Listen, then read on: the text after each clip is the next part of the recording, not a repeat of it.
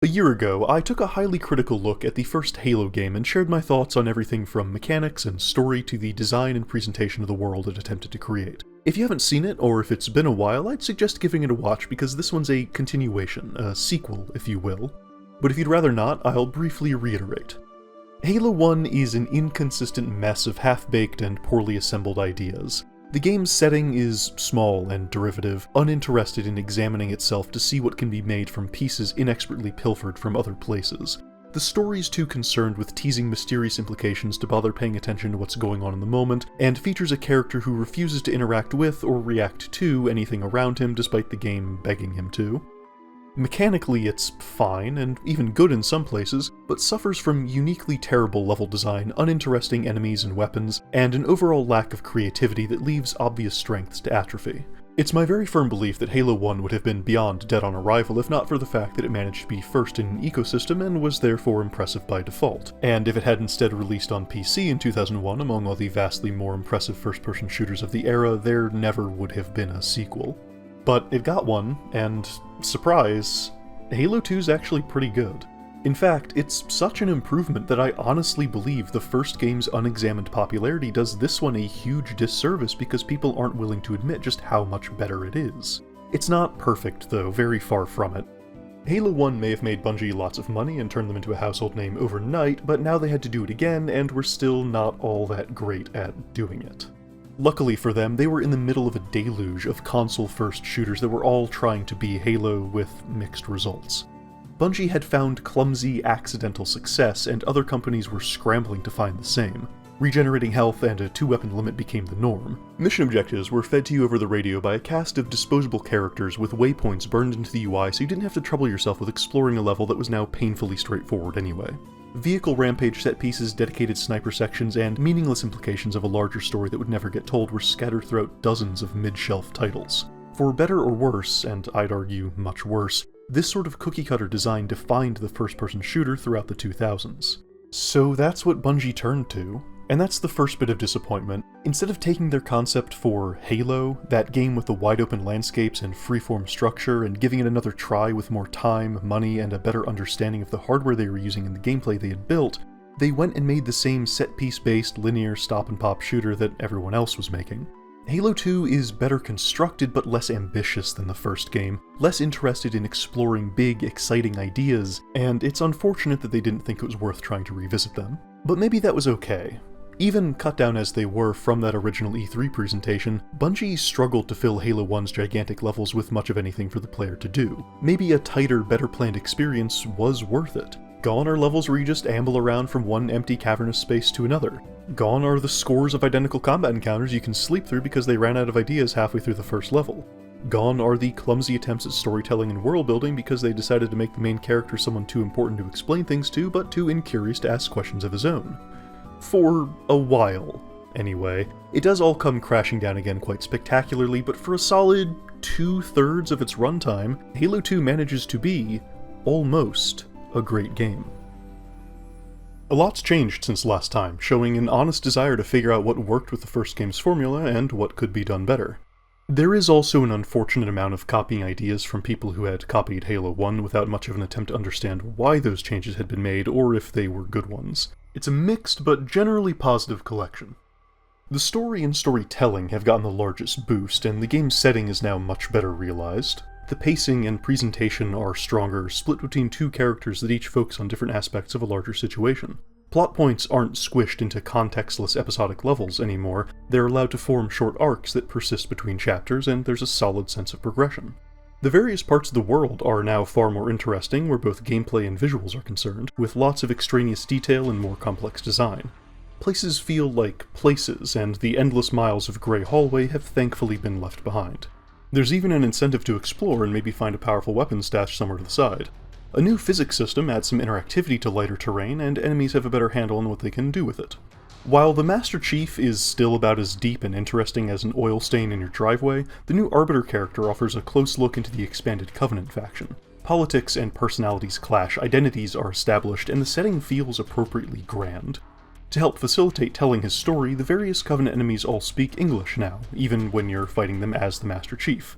It adds a little extra flavor to the world as you hear them make comments regarding their beliefs about him or remark on the current situation.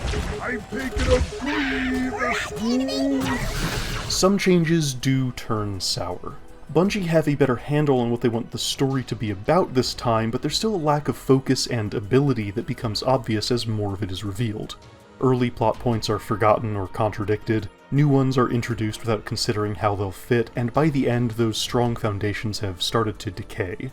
Mechanically, the game is doing more, but the introduction of certain new systems and changes to older ones feel untested, and Bungie still often fumbles the tools they give themselves. Halo 1's novel split between a regenerating shield and limited health has been combined into any other game's pool of refilling HP. How this system affected FPS design is basically another topic all by itself, but in general it means there are no resources to worry about losing, which can risk homogenizing encounter design because you're always starting at full health and can get it back at will. It's up to the level designers to create interesting fights despite that, and Bungie still aren't quite up to the task. It also introduces an ambiguous state where after your shields break, you can't be sure what will actually kill you, which cripples forward momentum. Combat becomes a stuttering series of half-steps forward as you almost die, step back, and stand still repeatedly until the fight's done.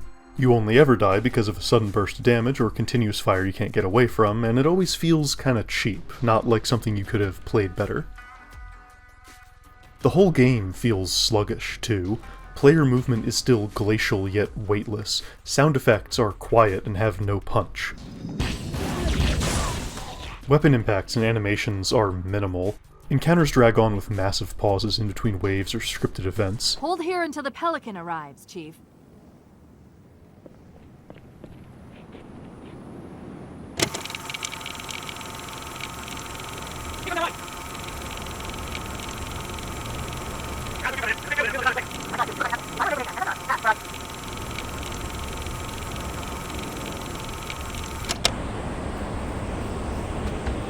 Music still seems like an inconsistent afterthought for how many cutscenes and action set pieces either don't have it or keep going well after the track is finished, killing any sense of urgency in some of the game's flashiest sequences.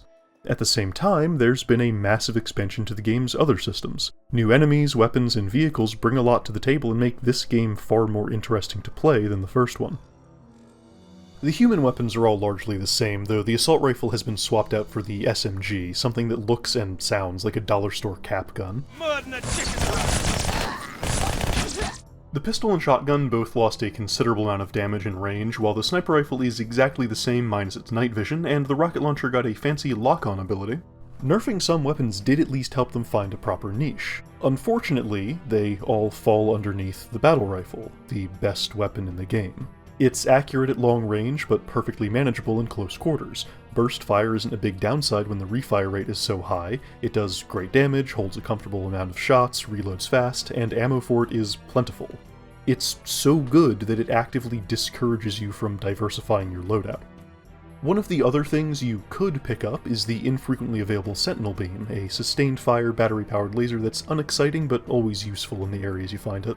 There are technically two versions, but you probably won't notice. The Covenant side of the arsenal is where things finally start looking up, where enough has been introduced to more than double what existed previously, depending on how you count. All three of the original guns are still around, mostly the same except for a fire rate buff to the Needler that actually makes it worth touching. The returning and now usable Energy Sword offers a devastating melee option with a bit of mobility built in, while the Brute Shot is a medium-range grenade launcher. Both are welcome tools that do a lot to break up how similar all the weapons were previously. Somewhat related is the Brute Plasma Rifle, a recolor that fires and overheats faster than its counterpart. It's about as interesting as it sounds. While the Fuel Rod gun, similarly available this time, manages to feel unique even in its place as effectively a Covenant rocket launcher with its faster arcing fire, lower range, and larger magazine, the same can't be said of the Beam Rifle and Covenant Carbine. These long-range precision hit-scan options awkwardly overlap with the Battle and Sniper Rifles while breaking the core rule that the Alien Arsenal was built around.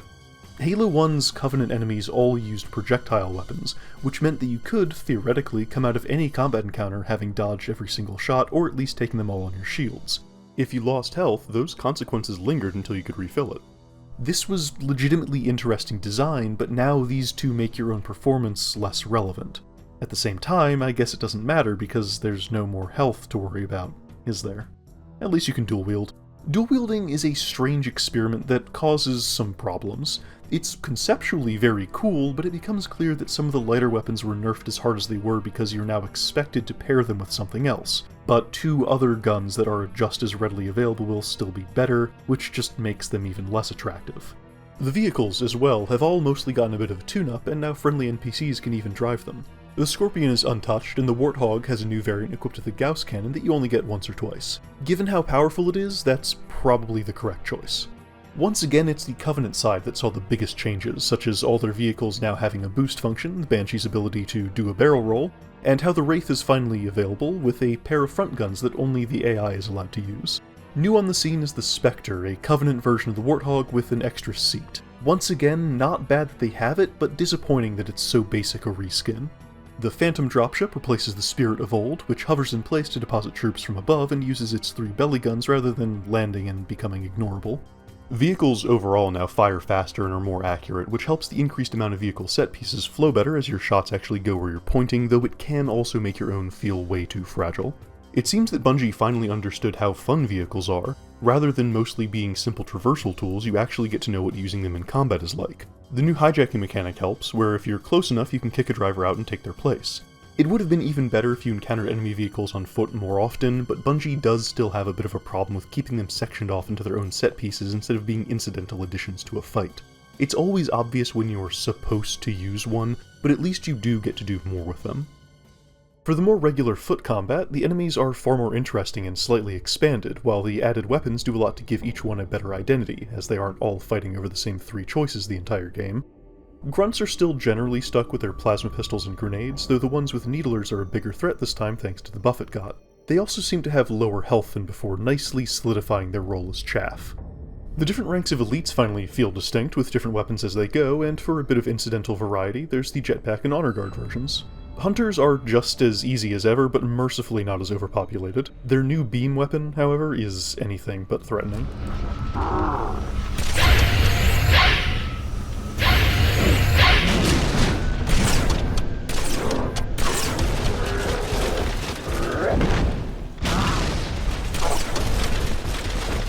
Jackals are in a much better spot this time with the addition of the 2 precision weapons. I still stand by my criticism of the guns themselves, but they do add to the variety of threats in a way the game desperately needed. Some still have the regular plasma pistols, but with how grunts have been tweaked, this lets them feel like a noticeably chunkier version, still low tier, but requiring a bit more effort to dispatch. Sniper jackals are a fragile but deadly threat at comparatively extreme range, making them priority targets. Brutes are the first fully new enemy, and they're a fantastic bit of design.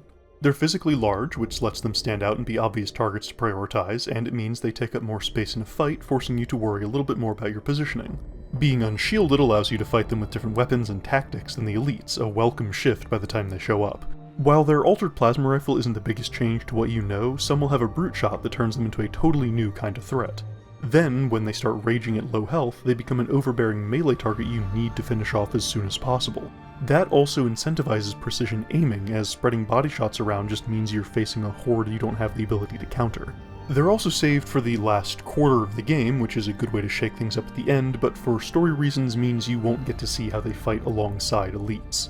Awkwardly, they're also just about the only thing you fight at that point, which does make them feel like they're overstaying their welcome after just showing up. The plasma pistol-toting drones aren't quite as exciting, but are a welcome way to engage with the third dimension. The sheer volume of fire a batch of them brings is interesting, though their typical seclusion from other enemies dampens their potential. And that brings us back to how Bungie designs encounters. They've gotten better, with varied enemy and weapon combinations, interesting spaces, strong use of distance and elevation, and a ramping up of complexity as the game goes on. Sometimes, though, they just can't help but fall back on old failings, and not even all that far in. A seed is planted in the second level that spreads poisonous roots through the rest of the game. This fight in the city courtyard is a slow-paced wave defense set piece, where each small group of enemies only comes from one direction and isn't anything new. An elite and some grunts, a handful of jackals, another group of drones, all totally separate from each other and with massive pauses in between. This first exposure to it isn't the worst. It's still early in the game, so it really shouldn't be that difficult or complex, but things just don't grow from here. This is something that gets used exactly like this up until the very end of the game. You, locked in a box, fighting enemies until Bungie says you're allowed to keep playing. Sometimes the box moves and is called a gondola. Of course, in classic fashion, when the hunters show up to cap off the encounter, they do so by slowly walking in front of a mounted gun that's locked to point right at them. Stand back, Marine. Let the chief show you how it's done. Bungie still don't want you to face anything you'll find too intimidating, once again saving the scarier stuff for when you're already equipped for it. It's not as much of a problem as it was last game, but it is there. The first time you fight a Wraith, for example, you're already in a tank before you see its fire arcing towards you, from a distance that it cannot possibly ever make the shot at that. When you do eventually face one on foot, it's in the second to last level where it's in an area that's so small that it both has trouble hitting you and can't possibly escape your ability to hijack it. Fuel rod grunts get more of a chance to exist, but are once again only really used when you're in a Banshee, where dodging their fire is incredibly easy. The only shifts in difficulty come mostly from how absurdly high enemy damage has been cranked and the folly of regenerating health. Tension has been created not because you feel like your enemy might outplay you at any moment or because of an intricate scenario you have to figure out how to dismantle, but because any 2 shots will send you back behind cover for another 5 seconds while you wait for your shields to recharge. It's not even that there aren't interesting encounters, because it does feel like there's both more trust in the player and a better understanding of the tools available. After the big box, fighting through the city's alleyways and along the coast gives you a massive mix of weapons and enemy configurations across a varied environment. Your first outing as the Arbiter is a slick, running gunfight with great forward momentum. Up until the moment you walk into a box and have to wait for Bungie to say you're allowed to keep playing. Twice. The game even has a handful of boss fights. They're not good, but it was 2004, it's what we had. I appreciate the effort. While Bungie still can't shed some of their worst practices, they've taken a lot of notes in other areas and have approached this game with clearer focus than the first. I fully believe that they set out to make a better game, and for a while I think they succeeded. And it's easy to see that in how they've approached the story. We're not quite as right into things this time around, as Halo 2 opens with a rather lengthy series of cutscenes to set the new stages. An impressive and very welcome establishing shot of a massive Covenant fleet leads to a view of a sprawling city ship, where a trial begins. The accused is an elite who we learn was the commander of the fleet that pursued the Pillar of Autumn last game, here because, well... Despite a half-hearted defense, the elite's sentenced to death. As he's let out, particular emphasis is put on the mention of a great journey of some kind. Interesting. Meanwhile, and elsewhere, the Master Chief is getting chastised for letting his armor get so beat up. The first game was perpetually confused whether the main character was supposed to be a silent player insert or a part of the story. He wasn't as talkative as a rank and role like his should have called for. He let everyone else around him make decisions, had no ideas of his own, and never even answered questions asked directly to his face. Fortunately, he's a bit more involved this time around. Unfortunately, it just means he's... quippy. Tell that to the Covenant. Not long after, a familiar voice but newly established character shows up to take the reins. This is now officially Sergeant Johnson, who gets a fun little exchange about how he's back after everyone and everything else exploded. So, Johnson, when you gonna tell me how you made it back home in one piece? Sorry, Guns. It's classified. Huh, it's almost like a single line of dialogue can do a lot to explain certain background elements, who would have known? As we do the Half-Life thing of riding a tram car while getting a glimpse of the station and beyond, we're introduced to the concept of these orbital defense platforms that everyone seems very proud of, and also get a mention of things being a little on edge. This is good, it only takes about 2 minutes to broaden the setting and introduce a bit of emotional connection. The scene goes on to cut between the human and alien side of the story, creating a clever juxtaposition of trial and award ceremony, though it is awkwardly appropriate that in the Master Chief-focused half the spotlight is on everyone but him. Instead, it shines on Miranda Keyes, Lord Hood, and, oh, Cortana's here, I guess. Well, as a warship's navigational and tactical AI currently missing a ship, getting reassigned to a defense platform makes sense. The ceremony's cut short, however, as the Covenant suddenly show up. Oh, this is bad, right? The first game started by putting heavy emphasis on how incredibly dire a problem it would be if the Covenant found Earth, and they're right on top of us. Surely this is the worst possible news we could get. Well, everyone's remarkably calm about it, and none of them seem to be worried that they've appeared. Not even a how the hell did they find us, just ho-hum, another Covenant attack, a regular old Friday here on Cairo Station. I need a weapon. Gameplay progresses as we defend the place while getting extra little bits about the neighboring platforms being destroyed and how easily the enemy is pushing through despite a fleet small enough to be noteworthy. 15 Covenant capital ships holding position just outside the kill zone. Something's not right. The fleet that destroyed Reach was 50 times this size. The first carrier completely ignored us, sir. Flew through the Malta's debris field and headed straight for Earth. Which really flies in the face of what we just heard from Johnson. The Cairo is just one of 300 geosync platforms. That Mac gun can put a round clean through a Covenant capital ship. If this is supposed to be a comment on how we underestimated them, how? Do we really not know what they're capable of after all this time? Or have they pulled out some new tech or tactics? If they did, why is nobody reacting to that? This element of the setup isn't examined and is the first clue that Bungie is still going for flash over substance. It's revealed that the Covenant took out the other platforms by sneaking a bomb on board and another one's on ours. Clearing out the loading bay where it's been stashed brings us to the end of the level where this happens. Me, inside your head, now. I guess she's been upgraded to use NFC instead of a physical dongle. Are we allowed to do this? Doesn't she work here? Did she just quit? Does this count as her going AWOL? As a warship's, and now an orbital station's, tactical AI, it seems like her skills would be better suited to doing the thing she's currently in the middle of doing. At least this time it's the main character who has and enacts a plan. Of course... To give the Covenant back their bomb. Look, if you want to make him a wisecracking show-off, that's fine. It's a bit of characterization where there was none before. But it's characterization that doesn't matter or last. I'm pointing this out now because it's really my only chance to. He has less than half as much dialogue as in the first game, and most of it's in this first level where it's just these sitcom-quality one-liners. He doesn't even have any combat barks to keep this persona going outside of cutscenes. After Cairo Station, he basically doesn't have another line until the game's almost over. And while he's making a decision here, it's the only one before going right back to waiting for someone else to have ideas and accomplish things for him. The only thing that's been added to his character is that he sometimes likes to make jokes. We're taken down to the surface, where the next mission begins as we fly to the outskirts of a city that seems to be the only place the invasion fleet is targeting. It's refreshing to have one level lead appropriately into the next, and it keeps this up by mentioning one of the prophets from the opening scenes, Regret, who happens to be on the cruiser that blasted through the perimeter. Our mission is to find a way on board the alien craft to demand some answers. It's a strong setup, introduces a bit of mystery, relates to a character we've already seen, and while the presence of the Covenant on Earth isn't exactly being given the attention it was previously suggested to demand, still illustrates the stakes nicely. Of course, we've taken a dropship into the city, so by video game law, it must crash. What causes it is this massive walking mech with a laser cannon for a face, which is a fun first look at the better tech we were previously only told the Covenant had. After being locked in a box, fighting waves of enemies until Bungie says we're allowed to keep playing the game, we move through the city streets. Johnson is recalled by Keyes, while we continue to the coastline where the Covenant have begun to set up defenses. Contrary to last game, they do seem like they're digging in and getting ready for a fight. It's a bit of visual storytelling that also lends to more interesting level design, with these pop-up sniper towers and big whatsits that take up space in an otherwise flat and open area. Getting through those brief sections then takes us to the highway system, an awkward bit of non-interactive time wasting inside a series of narrow hallways.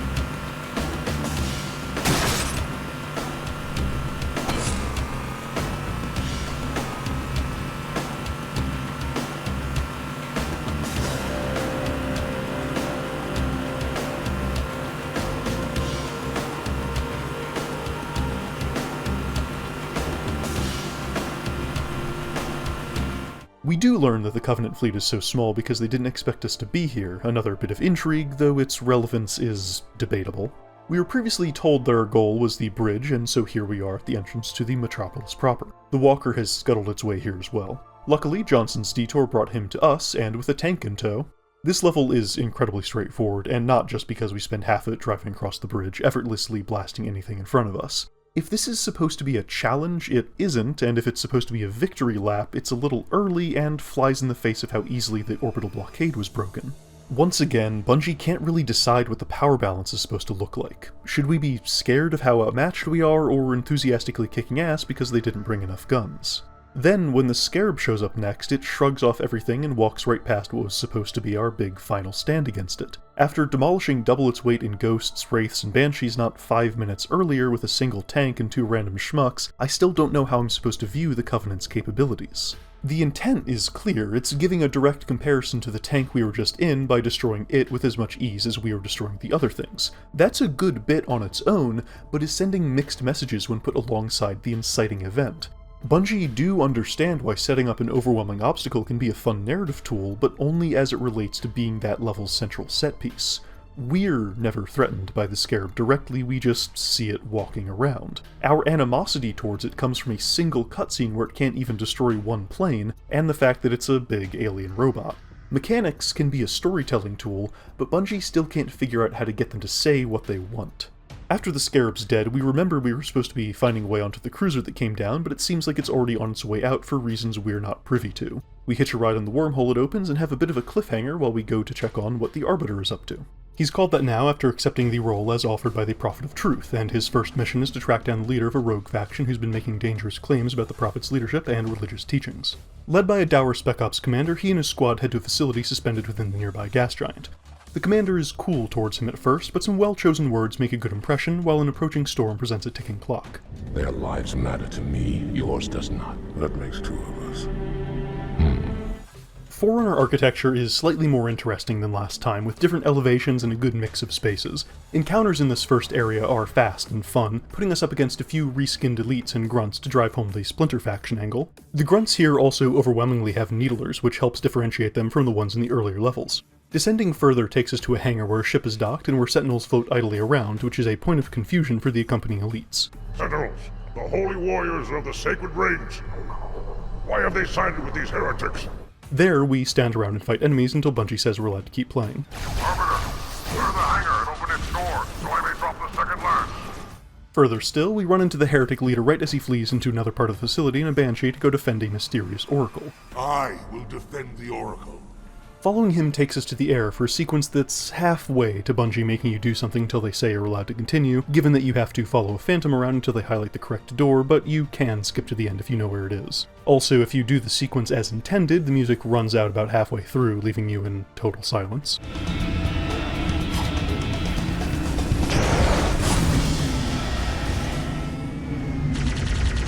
Eventually we find where the heretic leader fled to protect the oracle. The architecture has gotten a bit of a subtle yet welcome shift, a little brighter, a little roomier. A comment from the commander, a tank full of little alien critters, and splashes of brownish-green ichor staining the walls are some very prominent clues about what's coming next. And if you still haven't gotten it by now, a glass floor in the next room exists solely to show us a foggy fracas featuring the Flood. Great. A hologram of the heretic leader appears to taunt us a bit. Soon after, we're stuck on an elevator fighting waves of enemies until Bungie says we're allowed to keep playing the game. 7 minutes later, we drop down into a room and fight waves of enemies, or just stand around, until Bungie says we're allowed to keep playing the game. 8 minutes later, we catch up to the heretic leader just as he seals himself inside a safe room.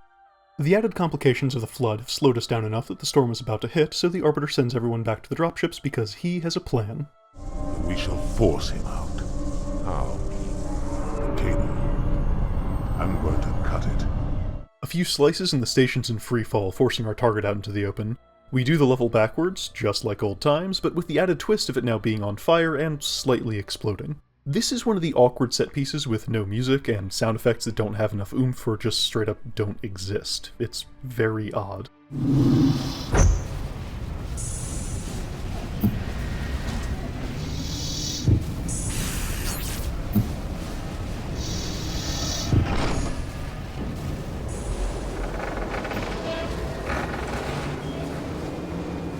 Our destination is the hangar from before, where we meet up with two familiar faces, because 343 Guilty Spark is back, the Oracle himself. Wait, how? Bit character Johnson gets an explanation, but not one of the most important characters from last time? The two insinuate that the Arbiter isn't in full possession of the truth, but the heretic leader immediately sabotages his own attempts to gain a new ally by opening fire, beginning the game's first boss fight. Guilty Spark chastises us afterwards for getting a few things wrong, but before he can explain further, he's captured by Tartarus, that Whiteford brute who showed up a couple times previously. We leave and flip back to the human side of things as the ship arrives, rather unexpectedly, at the Delta Halo. We're pointedly reminded that it's some sort of super weapon. I thought Halo was some sort of super weapon. It is. Then told that our mission going forward is to locate Regret and puzzle out why he made that oddly brief pit stop at Earth. A legitimately well-shot cutscene leaves us and a group of Marines in the middle of some ruins that are our first look at the new environments of the Second Ring. The bland grey slabs have been traded for old stone draped in vegetation, far more visually interesting, but apparently still not worthy of any questions or discussion. You'd think there'd be a lot to talk about between the starting area and the grand entrance of a dilapidated structure that another tank rampage brings us to, but the environment continues to be ignored as thoroughly as ever. Why doesn't Bungie want us to be interested in this world? It's also hard not to point out that while the distant areas are vast, the playable space has shrunken significantly. Here we are on another Halo, and the massive zones of the previous game have been roped off. As I mentioned earlier, this seems more within Bungie's abilities and does lead to better gameplay, but it's a shame they saw and so eagerly took the opportunity to abandon their previous ambitions, willingly discarding the first game's identity. A step towards a series of towers dotted across this lake gives us an opportunity to catch part of a holo sermon delivered by Regret, who's talking about how he'll be activating the Halos before too much longer. We know, however, that doing so requires the ring's index, so Keyes moves to retrieve it first. This requires us to take a very long gondola ride where we sit around and fight enemies until Bungie says we're allowed to keep playing the game. Cortana also takes a moment to actually speculate about how this part of the Halo's environment formed, a bit of curiosity that is never expanded on and flippantly dismissed.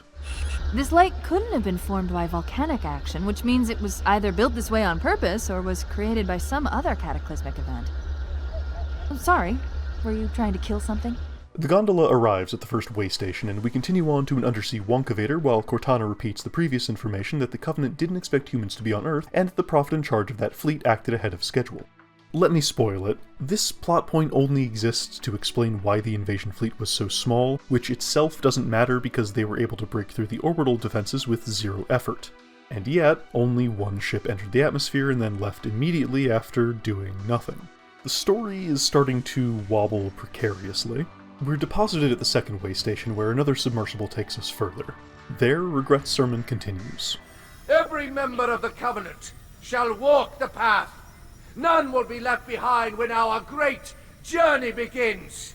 That is the Prophet's age-old promise, and it shall be fulfilled. Great journey? Doesn't he know what these rings do? Yeah, good question. Doesn't he?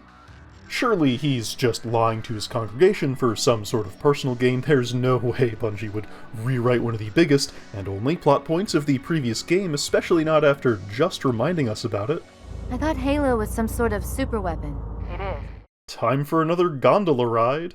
After sitting around and fighting enemies until Bungie lets us keep playing the game, we arrive at Regret's boss room just as a massive Covenant fleet shows up with High Charity alongside it. We rush in to solve one problem before the new one can catch up to us. There's the target. Take him out!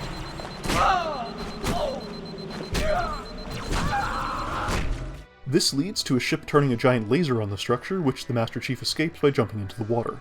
Some freaky tentacles grab him and drag him deeper, while a mysterious voice says something mysterious. Some amount of time seems to have passed, as the Prophets have shaken things up a bit. The elites are out and the brutes are in this very literal changing of the guard, pointing to some political machinations that seem to have advanced since Regret's death. Maybe. We'll get to it.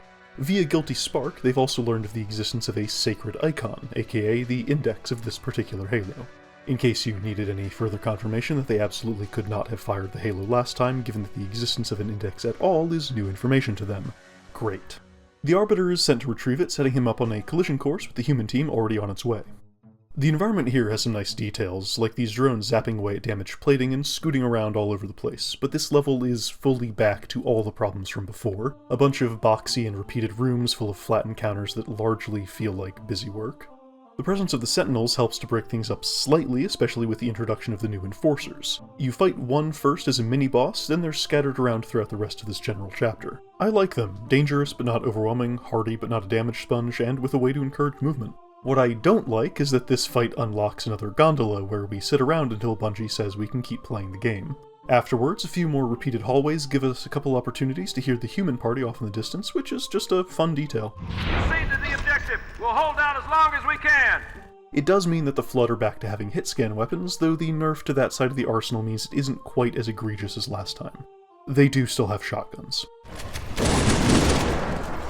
We eventually find our way back outside, meet up with the commander, and sit around in a box fighting enemies until Bungie says we can keep playing the game. We must hold this camp until reinforcements.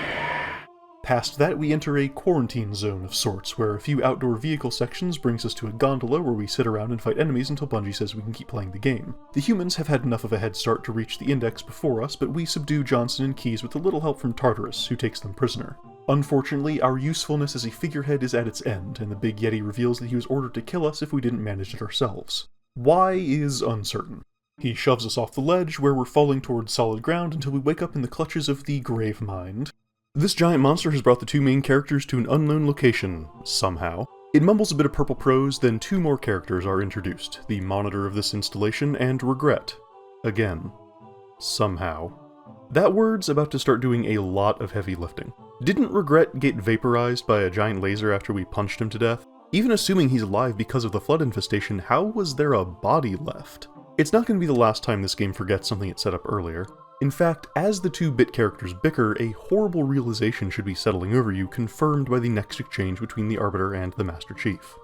This one's containment and this one's great journey are the same. This thing is right. Halo is a weapon. Your ignorance already destroyed one of the sacred rings, demon. It shall not harm another. They believe that Halo is some kind of weapon. So, yeah. A jarring retcon means that the entire Great Journey concept refers to some kind of rapture and not the firing of a weapon the Covenant was previously established as knowing about. They believe that Halo is some kind of weapon.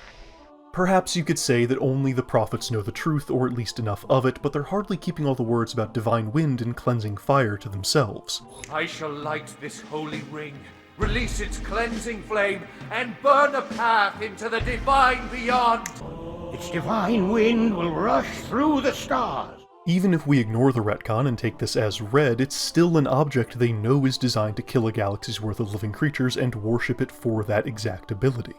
Oh, but maybe this is just the prophets meddling, and only those under their direct command get these sermons. But we know from the beginning that the commander of the fleet that followed the Pillar of Autumn last game, who is now the Arbiter, didn't have any support from a prophet and yet had information explicitly calling the Halo a weapon.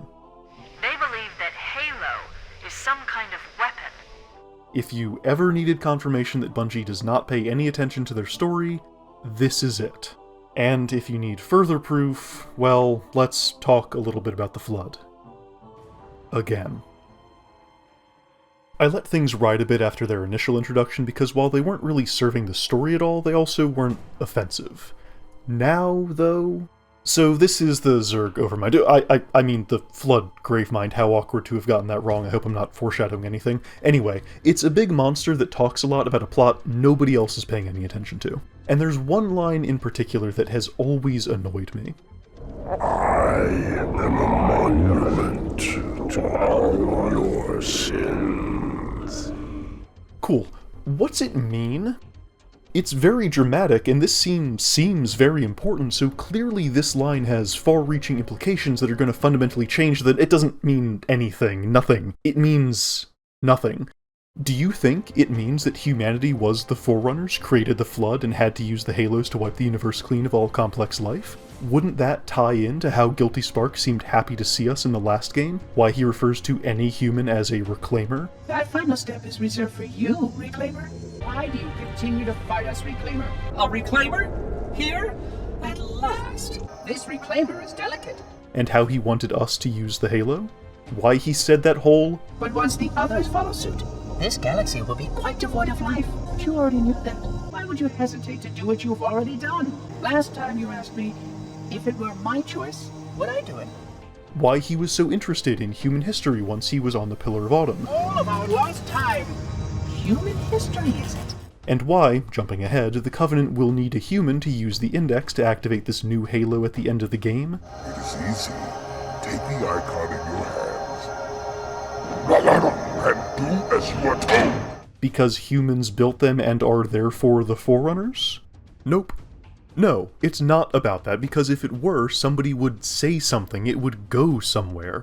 But this line, just like everything else to do with that implied bit of background information in this scene or beyond it, is ignored by every character in the story. Why have the implications if they're never going to become important, if nothing's ever going to be done with them? I've never seen a narrative less interested in itself. Why are the Flood even here? Why bother introducing the Grovermind as an entity if nobody's going to pay attention to anything he says? And this is the difference between writing and storytelling. I said in the critique of the first game that Bungie are bad storytellers, and I stand by that. Writing is both the large and small of things, word choice, character traits, and the overall plot. Storytelling is more in the middle, the weaving of all those things together, the measure of how well everything interacts to influence and advance the narrative. It's also very literal. How well are you delivering information? How effectively is the story you've written being told? Do subtle early hints suddenly crescendo and turn into a bold revelation, or are you wasting time on nonsensical tangents that don't go anywhere or add anything worthwhile? It's more than just this line, but this is also such a perfect encapsulation of what's wrong with Bungie's storytelling ability, and it just drags down everything after this point. What does this line mean in the moment? What do characters do in response to it? What effect does it have on the rest of the story going forward? What about the entire scene? The answer, on all counts, is nothing. Nobody reacts to it, it doesn't lead to a larger discussion, the plot does not twist as a result of it. None of the three main characters ever mention this experience to anyone else despite ample opportunities. It and everything related to it is just a useless jumble of words, scattered throughout a level to make you think it's all working towards something. But there's no end point, no point at all. Bungie have written a cool line to say in a vacuum, but are telling a weak story. The Flood annoy me so much because they are the wasted potential of this series personified. Their place and purpose in the setting is never explored and barely acknowledged. Every time they show up, it's just to spin some wheels. They are the thing to point at to describe how badly the overarching narrative is handled, how badly characters are written, and how much the game is teaching the player to ignore the things told to them. This, right here, is where Halo 2 falls off a cliff. Let's see what's at the bottom. The Grover Mine teleports each of our characters to their respective next missions. Somehow. It uses the same particle effect as the monitor teleporting from last game, and I guess it's holding this monitor, but one's a robot and the other's a giant meat monster. I don't know how this is supposed to work, whatever. The Master Chief ends up directly in a council chamber where the remaining prophets are addressing the flock. Boom.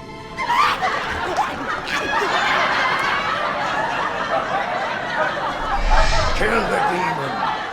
Unfortunately, we've been teleported directly into a box where we have to fight enemies until Bungie decides to let us keep playing the game. After we drop Cortana off inside High Charity's computer system, we go through a series of repeated rooms and hallways for way too long while the Covenant erupts into civil war around us. Truth hops on the loudspeaker every now and then to say something meaningless. Miranda Keyes' ship shows up, somehow, with no human life signs on board, and then we're told the Flood are pouring out of it.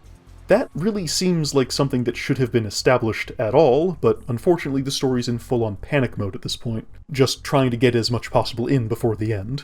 Also, the last time somebody opened a wormhole inside a city, everything exploded. I guess they don't do that anymore. Keyes, Johnson, and Guilty Spark are each escorted onto one of three Phantoms on their way to be unwilling participants in the firing ceremony, though why Truth needs either human isn't explored. Then, a tiny handful of Flood headcrabs attack, scoring the kill on Mercy. Nobody seems particularly broken up about it. Outdoors, somewhere else, the Arbiter's thrust into the middle of the ongoing uprising just outside this Halo's control room. It's a long fight through a lot of brutes that sees us meeting back up with the Spec Ops commander. He suggests he has a way to gain entry to the control room, but it's left to be a surprise as we switch back over to the Master Chief rampaging through High Charity. He's just in time to see the trio of Phantoms fly towards another copy of the Eiffel Tower, which itself plans to head back to Earth. Before he dies, Mercy drops this line, "And this time, none of you will be left empty." Which sure feels like it's supposed to be about something, but we know it isn't because Bungie isn't interested in what they're writing. Predictably, the Master Chief doesn't have anything to say either. Cortana tells us we've got to get to the Eiffel Tower and stop Truth from leading the fleet to Earth, which they already know the location of and could just go to now that their business on the ring is finished, with or without the tower. Our guy astonishes everyone by asking a question of his own regarding what will happen if Tartarus activates the ring, and Cortana says she'll blow the whole place up if he does. Given its proximity to the massive fleet she's so worried about, maybe do that anyway? Oh no, the Flood are attacking. We go through the exact same rooms and hallways we did last time, just darker, while Truth and the Grover Mind argue meaninglessly at each other over the loudspeaker. Cortana alludes to some sort of super advanced AI living inside the city's computers, but this also doesn't go anywhere. There's something inside the ship, a presence. Fighting back. For a Covenant construct, it's unusually formidable. We make it to a beam of light that zips us towards the Eiffel Tower, then switch back over to see if the Arbiter can do anything to halt the final steps towards the Great Journey. We rampage through this valley for a bit before meeting back up with Johnson, who escaped his flying prison, off-screen. Somehow. We form a bit of an opportunistic truce as he hops into the Scarab that's our way into the control room, then rampage back through the valley so we can blast a hole through the door. Inside, we find Tartarus about to force Keyes to insert the index, for some reason. It's not only not explained why, but never actually acknowledged that a human must activate the index. Maybe that's not even true and he's just doing this for fun. But if it is, it's totally reliant on you having figured out all the many obvious hints that humanity are the Forerunners, then does nothing with the information because Bungie still want to keep it a mystery even as the plot is demanding its reveal and moving past the point where it should have been. I don't understand what they're doing. The Arbiter and Tartarus argue a bit about the truth of Halo's purpose, and the former shows why he's the smartest character in this game by actually asking a direct question to the character who loves answering questions. Oracle, what is Halo's purpose? Weapons of last resort, built by the Forerunners to eliminate potential flood hosts, thereby rendering the parasite harmless. Tartarus, the prophets have betrayed us. Tartarus ignores this info, makes Keyes activate the firing sequence, and then we have a terrible boss fight. He's got a weapon that'll one-shot you and is totally invulnerable except for an absurdly brief window created by actions entirely outside of your control. When he's dead, Keyes aborts the process, but now the entire array of rings across the galaxy is ready to fire from someplace called the Ark. Background Earth, the Eiffel Tower arrives and the Master Chief thankfully speaks first to announce his presence, of course delivered by a snarky quip. Finishing this fight.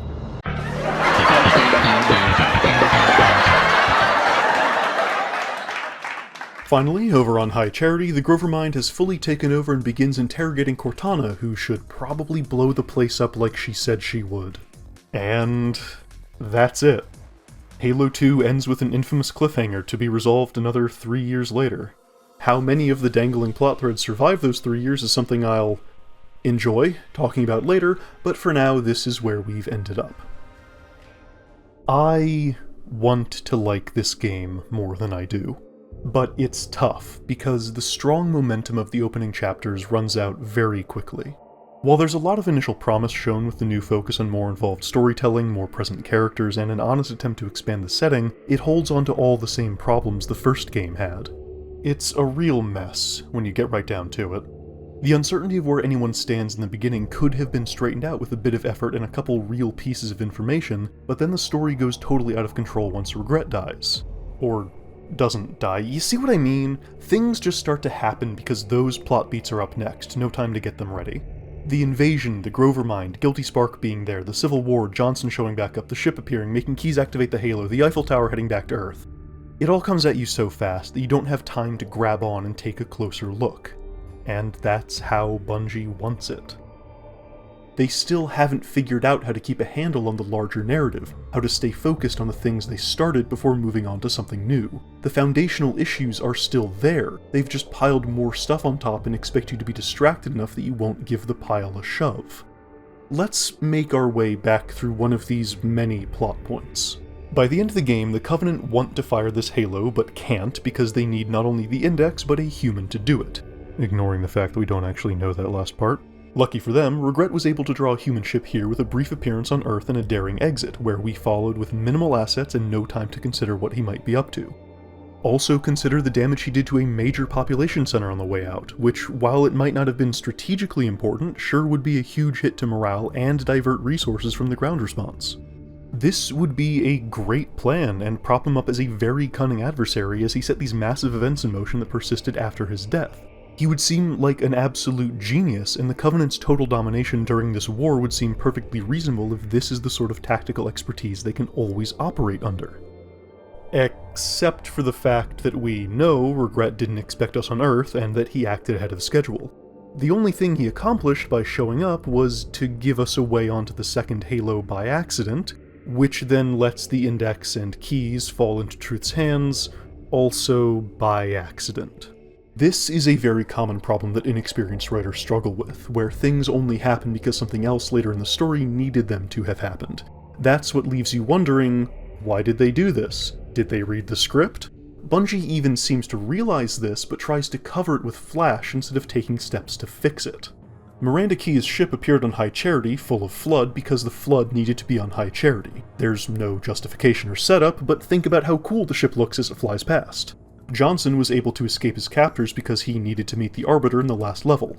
Don't ask how, isn't it awesome that he's driving a Scarab? Tartarus goes to all this effort to get one of the humans to participate in the Index thing. Aren't you impressed at how mysterious it is? Individually, each plot element seems fine, but closer examination of the entire narrative leaves it structured less like it's building on itself, and more like it's making excuses for where it eventually needs to end up. And what's so frustrating is that it was incredibly fixable, if not for Bungie's apparent compulsion to constantly have some larger mystery swirling overhead. Just have this be Regret's plan, have him do this on purpose so things can be the way I said a minute ago. But Bungie wanted us to wonder why the Covenant didn't expect humans on Earth, so events stumble into place to limply justify the rest of it.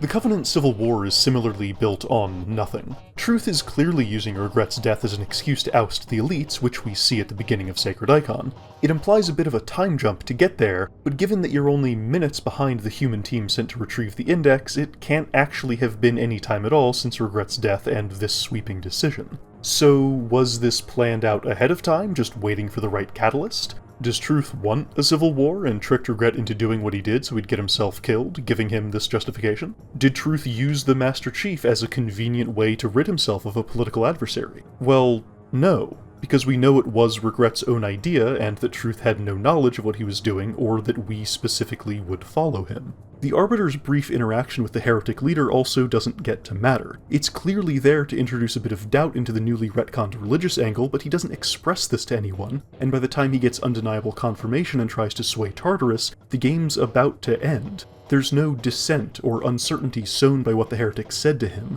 so why the elites needed to be dismissed and the Arbiter killed isn't examined beyond a very literal reading of Truth honestly thinking they can't do the job. Nobody's pulling strings to make the civil war happen. The elites aren't rising up against a regime they now know or even partially suspect is based on a lie, and Truth has no reason to outwardly distrust them nor any ulterior motives furthered by putting the brutes in power. They don't seem to be any more or less fanatical than who they're replacing, so what's their actual role in this? And if we're taking him dumping the elites for failing to protect Regret at face value, why aren't the brutes on the chopping block when Mercy dies? Truth isn't a conniving villain, he's a petty manager. The plot has all the indications of being a hasty first or second draft, where they just didn't give themselves enough time to examine everything from start to end. It's so easy to see a version of this story that works, and that's why it's so frustrating. If Bungie could just bring themselves to establish real foundations, actually let the player know a few key things instead of hiding every plot point to feel clever, they could end up with something solid.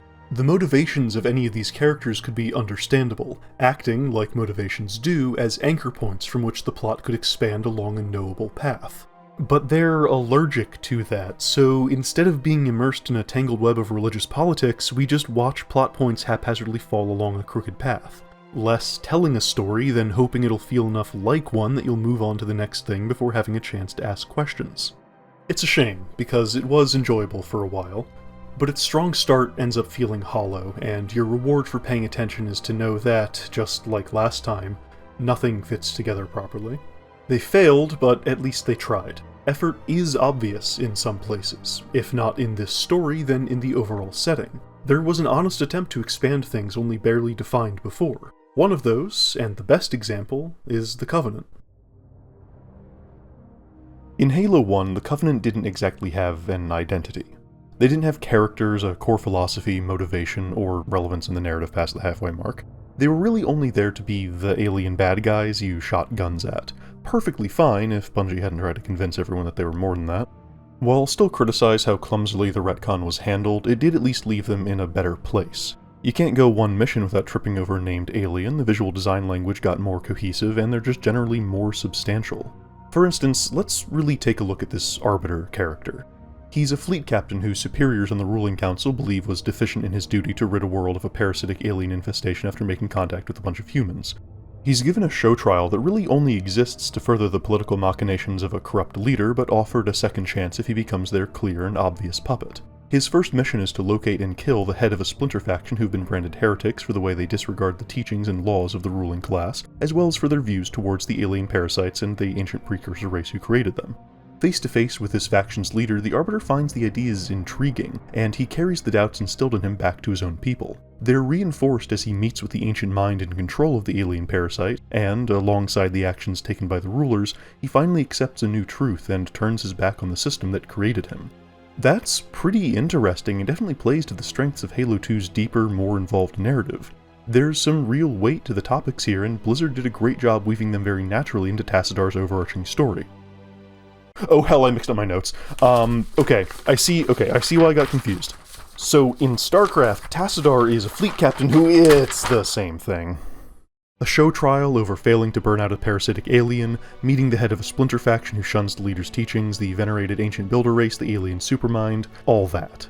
Now, Blizzard did not invent this character arc, nor should Bungie be disallowed from using the same. It's perfectly fine that the Arbiter is set up like this, and there are in fact 2 minor differences between them. But where Tassadar grows by embracing new truths and discarding old prejudices, the Arbiter doesn't, at least not until the literal last minutes of the game. Whatever he got out of his encounter with the heretic leader didn't have space to be explored. His relationship to Tartarus is centered entirely around decisions made off-screen by other characters, and his burgeoning camaraderie with the commander doesn't lead to anything more than them sometimes accidentally being in the same place. Arbiter, what are you doing here? The Arbiter ends up really only existing so we can see the new Covenant in better detail, which doesn't amount to anything because the politics, what's supposed to be their biggest focus, are so poorly explored. And that close up, it's hard not to see that they're also just the Protoss. Both are highly religious societies based around rigid caste systems obsessed with finding and worshipping the artifacts and technology of a forgotten race that's key to their belief system. Arrogance and overwhelming military might has them viewing themselves as the rightful stewards of their parts of space while staying constantly vigilant of an all-consuming parasitic alien threat. Clashes with humanity are sudden, lopsided, and motivated by unknown decisions that only become clear as we learn more about the secrets that they and the galaxy at large are keeping. Suddenly it makes sense why this half of the story felt so much more interesting and better told. The former executor, Tassadar, was commanded to halt the Zerg progress in the Terran sector by burning the infested human worlds. To think that you were our brightest hope, our most beloved son. Now you are everything that we are not. You are lost to us. If he is allowed to spread the Dark Templar's tainted influence to Ire, all will be lost. Are you truly so blinded by your vaunted religion that you cannot see the fall ahead of you? Your conclave believes that they are winning this war, but all they have succeeded in doing is helping the Overmind to win. When we found a remarkable monument upon this world, we decided to remain here to study it. We discovered that the enormous structure is actually an ancient Xel'Naga temple, dedicated to the race that sired us all. In order to properly channel the energies of the temple, we will need the twin crystals, Urash and Talis. The Zerg were indeed created by the ancient Xel'Naga, the same beings that empowered us in our infancy. But the Overmind grew beyond their constraints, and has at last come to finish the experiments they began so long ago. We shall overcome the entire swarm with the might and the fury that is our heritage. The Judicator have long since steered the actions of the Templar to their own ends. It's time we acted of our own accord. Zealot, so much for a stealthy advance. My life for Ire! It's perfectly fine if these similarities exist.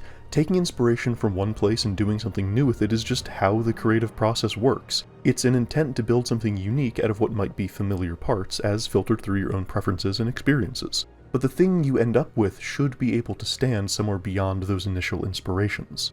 The Protoss themselves very transparently share a background with the Vulcans from Star Trek, a psionic race who were almost totally consumed by a brutal civil war until a new emotional philosophy emerged, and the factional divide of those who reject it. Very similar, but obviously divergent.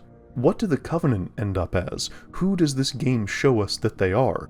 They're a conglomeration of races, not just one, so are they primarily diplomats and not conquerors?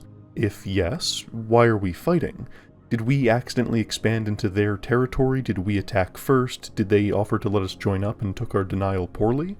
Or are we just fighting for the same reason the elites and brutes are? The story needed us to. Now that they're more than just the enemy faction, their background really begs a bit of context and motivation for this conflict. But it's just another instance of Bungie not being particularly good storytellers. The Covenant aren't actually explored as an element of the setting and story, they're just nominally different than last time. That gives the illusion of growth, but just like with the Arbiter, nothing has been done to move forward from this new starting point. Like how I brought up Ringworld and Unreal last time, the criticism here isn't that the things are somewhat similar, but how Bungie fail to understand what they're pulling from. Halo's setting remains constrained by the limits of these other works instead of growing past them. The original ideas that do make it in, that might even be interesting, are buried under what's been borrowed or so poorly examined that they may as well not exist. You'd think with so many shortcuts, they'd have gotten the game done on time. You can't talk about Halo 2 without talking about how it isn't finished. The first game wasn't either, but with a heavier focus on an actual narrative, it becomes a little more relevant to the conversation. Halo 2 was supposed to be the end of the story. Things were meant to wrap up just a few levels past where it ends now. I don't know if it could have. There's still so much that's been casually introduced with no obvious way for it to matter. What does anything going on with the Flood mean? Is Truth actually up to something beyond just being a jerk? What weird Covenant AI construct was Cortana worried about? Why did the Covenant not expect us on Earth? These are all questions the game goes to great lengths to get you to ask, but it made no effort to work towards an answer for any of them. Should we honestly have trusted Bungie to do it in another 4 to 6 levels after how they handled what came before? Would more time have made this game better, or would Bungie's chronic mismanagement and inability to find a plot in all their words have left it in the same exact spot but with 3 more hours of gameplay? Halo 2's development was just as, if not more disastrous than the first games. It at least had the excuse of going through 3 genre changes and 2 wildly different platforms to explain away some of the fact that it was so poorly assembled, but Halo 2 was entirely Bungie's fault. They had 18 months to make the game and spent half of it working on a version they knew wouldn't run on an Xbox. This is the version they showed off at E3 2003, and the fact that it's fondly remembered absolutely baffles me. I've tried to avoid talking about games outside of Halo 1 and 2's contemporaries for fairness of comparison, but this time I have to turn the clock forward to 2 game trailers in particular, Dark Souls 2 and Watch_Dogs, both exactly a decade later. Both showed off deep dives of the upcoming release, with special attention put on the vibrant graphics and absurd levels of detail that would be present. And then the games came out, and none of that existed. The response was evisceration. The great visual downgrade outrage swept the internet and even changed how trailers and presentations like them were viewed and handled. Discussions about those games, even another 10 years later, will still mention the final product versus the first look. It pissed people off. But when Bungie did it in 2004, everyone gave them a pass. They've been very open since then about how much of the game and the story got carved out because they couldn't manage their resources, but they're always treated with kids' gloves, never criticized. Because they, meant for it to be better. To repeat myself, you cannot play the game Halo 2 was meant to be. The defense that it was supposed to be better holds no water. We must judge the game based solely on what released, what a person's money bought them.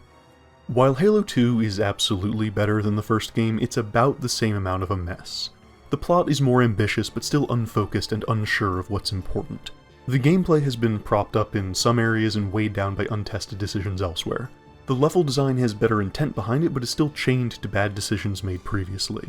It does manage to drag itself above the mediocrity of its predecessor and become almost a great game. But it always deserved better. It deserved a publisher who wasn't demanding such a brutal turnaround. It deserved an audience who didn't bristle at the idea of a broader look at the setting through another character's viewpoint. It deserved a chance to better explore its own ideas and themes. It also deserved a developer who didn't waste fully half their time chasing graphics and AI they knew for a fact they couldn't get working. Who was willing to push their gameplay beyond just barely reaching everyone else's baseline. Who didn't force their employees to endure 100-hour work weeks only to throw everything out at the end of each one. A writer who knew how to keep themselves focused for the entirety of one plot point. An editor at all. And honestly, it deserved harsher reviews. It's a good game. It's leaps and bounds ahead of its predecessor, but when it stumbles, it leaps and bounds backwards just as quickly and just as far. Bungie needed to get called on it. Glowing reception across the board ensured that they were in no way incentivized to do better after Halo 2. They got paid, they got the awards, they got the fanbase, and they learned nothing. So I guess we'll have to see how Halo 3 turned out. I'm sure with 3 more years and their ideas already in place and the plot drafted out ahead of time, it'll be a nice breezy coast to the finish line. Everything will get wrapped up, no new plot elements will be introduced at the 11th hour, there won't be absurd amounts of filler, and we'll all come away happy that the series got through these rocky times and finally figured out what to do with itself. Wouldn't that have been nice? Till next time!